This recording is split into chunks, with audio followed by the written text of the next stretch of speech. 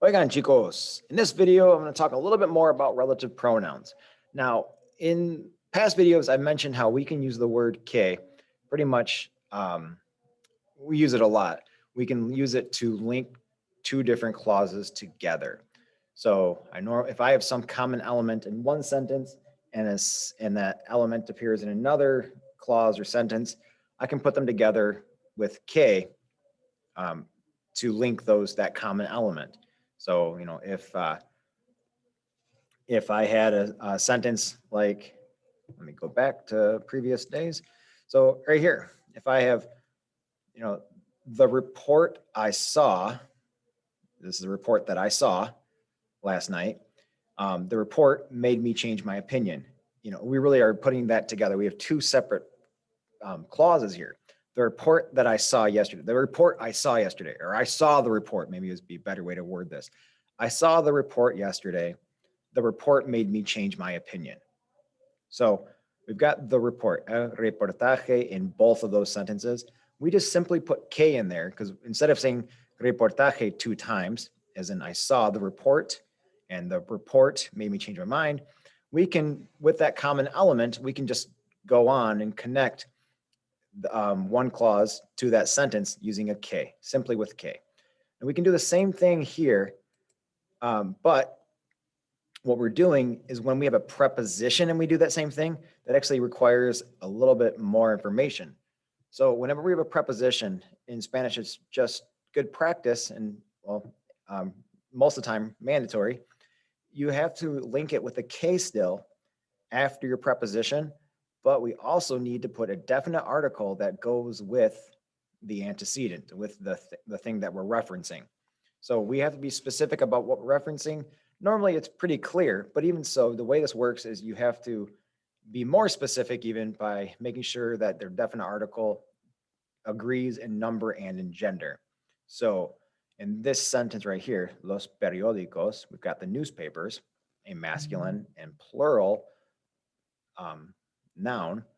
When we refer to the newspapers later on, we are going to have to use the word los to agree with los periódicos. So in this sentence, we are basically taking two different clauses or two different sentences and we're putting them together like we normally would do with just the word que. But because we've got a preposition in here, we have to add the definite article. So what we essentially have here is we have the newspapers are independent. There's our one sentence. The newspapers are independent. But I write for these newspapers. I write for the newspapers. So los periódicos is our common element between the two sentences. So when we join them together, we're going to refer to the newspapers. We normally would just write que. But because I've got the word para in here, which is required because I write for them, they're my employer, right? We got to use para whenever we talk about employment.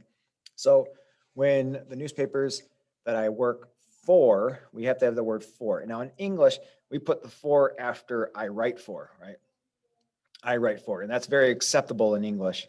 Maybe frowned upon by, grammar nerds, but it's still, that's kind of common for us to write like that in English, to say, the newspapers I write for.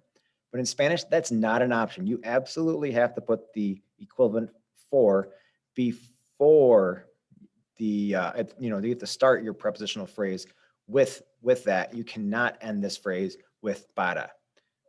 So it will not, you can't do that word for word, like a word for word translation into Spanish and put para at the end. That just doesn't make sense in Spanish. So what we're saying here is the newspapers, and these three words right here, para los que, we're essentially saying, that I write, I'm sorry, I should throw a scribo in here as well. Sorry. So these four words here, what I'm basically doing is I'm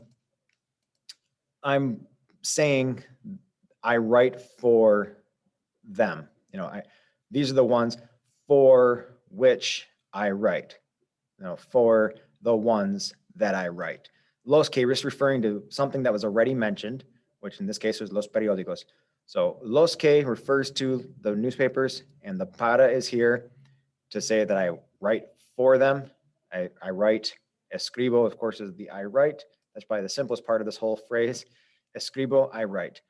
For them, the people that I already mentioned earlier. So I'm joining this phrase, the newspapers are independent, with this phrase, but I have to word it like this because I've got a preposition. And whenever I have a preposition, I have to have an a relative pronoun that agrees with what I was already referencing or what I'm referencing now. So los que, because of los periódicos, los que. So again, word for word, it doesn't work really well. It sounds a little bit more like this. The newspapers for which I write are independent. So it might sound a little bit more pretentious when you word it that way, but that is how it definitely has to be in Spanish. You have to put the para before that phrase. Okay, so let me move on to the next one. Here is, let's actually highlight all of this here. So the building is old. First off, there's one phrase here. The building is old, one sentence. El edificio es viejo. Now, they live in this building. This is the building that they live in. So the building they live in is old. I'm sorry, so the building is old is one phrase, and then the other one is they live in the building. They live in the building is old. The word building, or el edificio, is the common element. Normally we could link them together with a simple que, but because they live in the building, we have a preposition, we are going to word this in a different manner. We are going to say the building in which they live, or in that they live, is old. Again, however you want to translate that, it's essentially ends up saying the building they live in is old. But because we have in this sentence in English, we get away with putting live in, the building they live in. We can put in at the end of the phrase. But here we have to put it before, this entire highlighted part. En el que viven. El edificio en el que viven es viejo. We combined the building is old with they live in the building with this clause here. So we added the they live in the building to the building is old by phrasing it like this. And this is how it has to be phrased. Well, it has to be en el que viven or en que viven. It could be either of those. Notice the L is in parentheses here, and that is because it's a short preposition. And that whenever you have, I didn't get to it when I was going over the notes here, but we'll often omit we'll omit the relative pronoun, or we'll get rid of the definite article, the el, la, los, or las, whenever we have en or de or con at the beginning of our prepositional phrase. It doesn't have to be done, but it can be done. That's why. So either way, el edificio en el que viven es viejo, or el edificio en que viven es viejo. Okay, let's go on. This one is going to reference a person. The photographer, we have, I'll just give the whole sentence. The photographer, with whom I work, won several awards. So we are linking that I worked with this photographer, and the photographer won several awards. What we are doing is finding the common element of the photographer, a fotógrafa. She is the subject. She is the common element, and we're going to reference this person again with this phrase. This is what we are, we're adding this phrase here because I worked with her. So we have the photographer won several awards. We're also going to add in a little bit more information and say I worked with her. And in order to do that, we link it with, in this manner, con la que trabajo. I work with her. Again, this is the photographer that I work with, or whom I work with, but we have with. You might get away with putting with at the end of your phrase in English, but in Spanish, you definitely have to start this phrase with con. And because we've got the word con la que trabajo, we'll use, we've got a preposition followed by a relative pronoun, and the relative pronoun will agree, well, the first part of the relative pronoun, the la, will agree with whatever we're referencing. So the photographer with whom I work, and that whom or that la que agrees with photographer because we're referencing the photographer. So we make sure that the definite article agrees in that sentence. So we can also use these in non-restrictive clauses where we have a comma that sets off something. So we can reference something later on in a sentence, and it's with a non-restrictive clause, it gives us a little bit more, I guess another option of how we can do this. So I spoke with the employees of the company, and so I spoke with the employees of the company. Now we're going to add on, and we're going to talk a little bit more about these employees. We're going to put it at the end here. So I can set it off with a comma and talk about more about these employees. And you can see the arrow directing us to los empleados. So I talked with the employees of the company. Now, which employees did I talk to? The ones who are polluting the river, the employees that are polluting the river. I'm referencing them, los empleados, with los que, the ones that, or in this translation, the ones who are polluting the river. But we put los que to reference los empleados. Same thing here. Hablé con los empleados de la compañía. Now I put la que because now in this case, I'm talking about the company and not the employees. And la compañía is feminine and singular, so I use la instead of los for empleados. I use la que está contaminando el río. So you can see the difference in here. I spoke with the employees of the company, the ones that are contaminating the river, the ones meaning the employees. They're the ones that are contaminating the river. Or I spoke with the employees of the company of which, the company which is contaminating the river. So I told you I'd get back to the cual. And really this is I think it's pretty simple. If you understand the el que, la que, los que, las que after prepositions, you basically can do the same thing with cual, but it's more formal. So, if you're writing a formal paper, maybe for an IB essay, and it seems to be, something that would require more formal writing, then you could throw in the cual in there instead of que, but really they're essentially the same thing. Notice that the cual does also have a plural form, cuales. We had el que, la que, los que, and las que, and the que never changed. Both cual, el cual, la cual, pero los cuales, las cuales, we got a plural form of cual. So keep that in mind, but basically we're doing the same thing.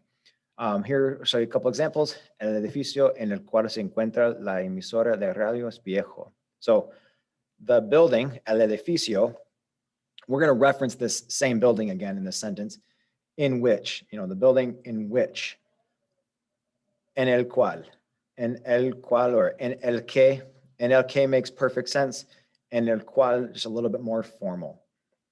La revista para la cual, again, para la cual, para la que, that's the one whom I work for, which I work for, however you want to word it, but it is the la cual or la que, either one is fine to use. It's just a little bit more formal using cual. And our good old contractions are still relevant.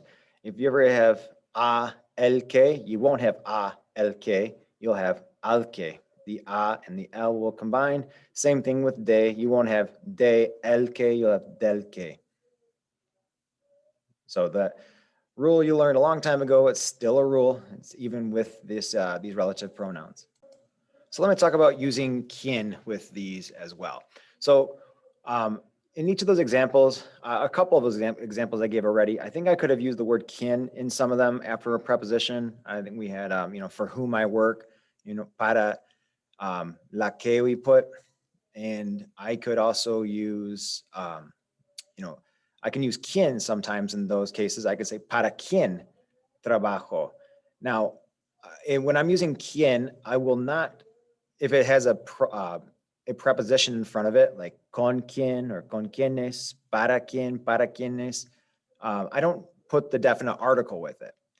But another way we can replace that is by doing what we just mentioned. So let me show you specifically, I'm talking about right here. This esperamos la respuesta de los políticos a quienes queremos entrevistar. So we've already talked about this before, that we are waiting for a response or the answer from the politicians.